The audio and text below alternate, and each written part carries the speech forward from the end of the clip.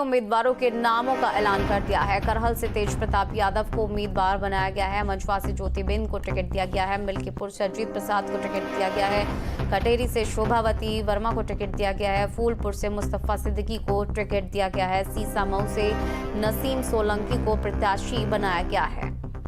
तो 6 उम्मीदवारों का नाम ऐलान कर दिया गया है। 6 उम्मीदवारों का नाम अब सार्वजनिक हो चुका है। मंझवा से ज्योतिबिंद को टिकट दिया गया है। मिल्कीपुर से अजीत प्रसाद को टिकट दिया गया। कटेरी से शोभावती वर्मा को, फूलपुर से मुस्तफा सिद्दीकी को टिकट, सीसामऊ से नसीम सोलंकी को प्रत्याशी के तौर पर बनाया गया है। बड़ी खबर आपको बता रहे हैं इस वक्त यूपी उपचुनाव को लेकर। एसपी उम्मीदवारों का ऐलान हुआ।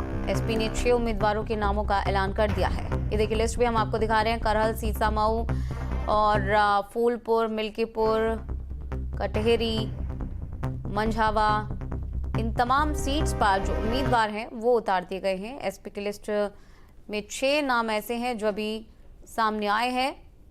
और यहाँ आपको बता दें कि अलग अलग नाम कैसे हैं, ये बता देते हैं कहाँ से किसको उम्मीदवार के तौर पर बनाया गया है। करहल से सबसे पहले बात करें तो तेज प्रताप यादव को उम्मीदवार बनाया गया है। मंझवा से ज्योतिबिंद, मिल्कीपुर से अजीत प्रसाद, कटहरी से शोभावती वर्मा, फूलपुर से मुस्तफा सिद्दीकी, सीसामऊ से नसीम सोलंकी को प्रत्याशी बनाया गया है।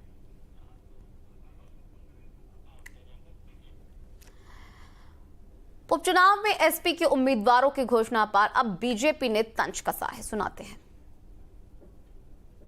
हरियाणा के चुनाव परिणाम के बाद से समाजवादी पार्टी के नेता और प्रवक्ता जिस तरह से कांग्रेस की आलोचना कर रहे हैं, उससे स्पष्ट हो रहा है कि गठबंधन में गांठें अब बहुत गहरी पड़ गई हैं।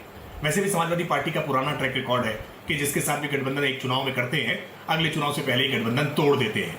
और इस तरह से उन्होंने फूलपुर को लेकर के, मंझवा को लेकर के अपने कैंडिडेट डिक्लेयर कर दिए हैं। ये स्पष्ट है कि अब सपा और कांग्रेस का गठबंधन ठीक नहीं है। समाजवादी पार्टी उनके साथ अब अपमानजनक व्यवहार करेगी, जैसा अपमानजनक व्यवहार कांग्रेस पार्टी ने हरियाणा में अखिलेश यादव जी के साथ किया था। लेकिन वो गठबंधन करे या ना करे, भारतीय जनता पार्टी अपने गठबंधन के साथ बहुत मजबूती के साथ तैयार है। हमें हरियाणा में जिस तरह का आशीर्वाद मिला है, उससे कार्यकर्ताओं का आत्मबल और बढ़ा है। हम उपचुनाव में सभी की सभी सीटों पर राष्ट्रीय जनतांत्रिक गठबंधन के प्रत्याशी जीत हासिल करेंगे। इसी खबर पर हमारे संवाददाता आलोक पांडे हमारे साथ जुड़ गए हैं लखनऊ से। आलोक, जिस तरह से अभी बीजेपी की तरह से ये बयान निकलकर सामने आया है और साफ साफ कहा गया है कि उपचुनाव में जैसे कि एसपी के साथ व्यवहार किया गया है हरियाणा के चुनावों में, ऐसे ही यूपी के उपचुनावों में अब एसपी कांग्रेस के साथ व्यवहार करेगी। किस तरह से इस बयान को लिया जाए?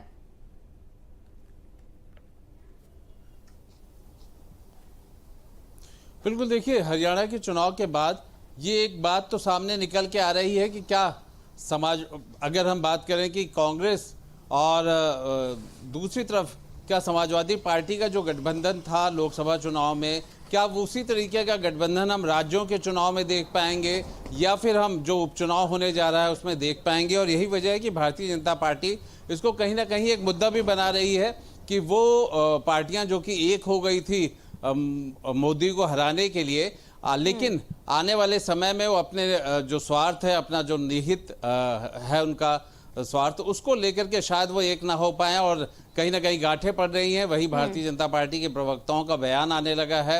हरियाणा चुनाव के बाद उन्हें एक बार मौका भी मिला है, क्योंकि जहां समाजवादी पार्टी हरियाणा में कांग्रेस से सीट लेकर के चुनाव लड़ना चाह रही थी, वहां कांग्रेस ने उनको सीट नहीं दिया। अब वही बात यहाँ कांग्रेस के साथ भी दोहराई जा सकती है, क्योंकि अखिलेश यादव ने 6 सीटों पर प्रत्याशी घोषित कर दिए हैं। और खासतौर पर इसमें अगर हम बात करें कांग्रेस की, तो कांग्रेस भी करीब 3 सीटें ऐसी थी जहां पे वो मांग रहे थे।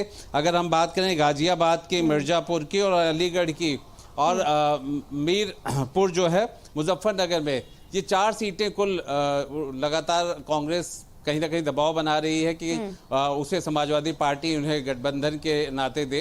लेकिन अब देखना यही है कि 6 सीटों पे घोषणाएं कर दी है, प्रत्याशियों की घोषणा कर दी है।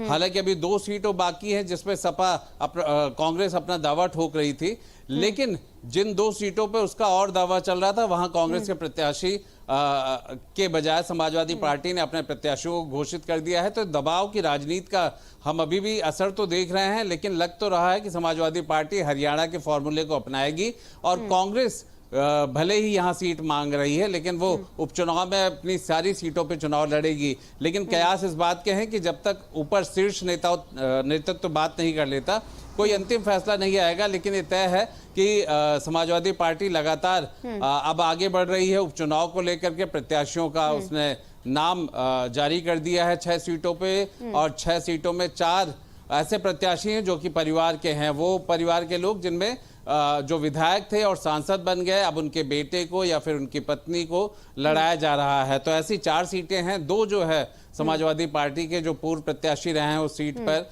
या फिर सांसद की बेटी जो कि बिंद है, ज्योति बिंद, वो पूर्व सांसद की बेटी रहे। तो इस तरीके से 6 सीटों पे अगर हम देखें तो 4 सीटें सीधा सीधा परिवार को मिली हैं, उनके परिवार को, जो कि वहां से सांसद बने हैं। तब देखना यही है कि एक तरफ भारतीय जनता पार्टी जो लगातार 10 सीटों पे काम कर रही है, अलग अलग विकास की योजनाओं को लेकर के उन 10 सीटों पे काम कर रही है। अब उनके प्रत्याशी कब तक आएंगे, किस तरीके के आएंगे, क्या उनके गठबंधन में भी कहीं ना कहीं जो दबाव है, चाहे अपना दल का है या संजय निषाद की पार्टी का है, ओम प्रकाश राजभर का है, क्या इनके दबाव में क्या कुछ सीटें उनको मिलेंगी या भारतीय जनता पार्टी सीधे 10 सीटों पे चुनाव लड़ेगी? अब ये बात सामने आ रही है और देखना होगा कि भारतीय जनता पार्टी भी क्या जल्दी ही प्रत्याशियों के नामों की घोषणा करेगी या फिर अभी थोड़ा और समय लेगी। जी बिल्कुल, बीजेपी के प्रत्याशियों की लिस्ट का इंतजार है और कांग्रेस की मजबूरी है यूपी में सपा के साथ रहना। चलिए आलोक, बहुत बहुत शुक्रिया तमाम जानकारी को साझा करने के लिए।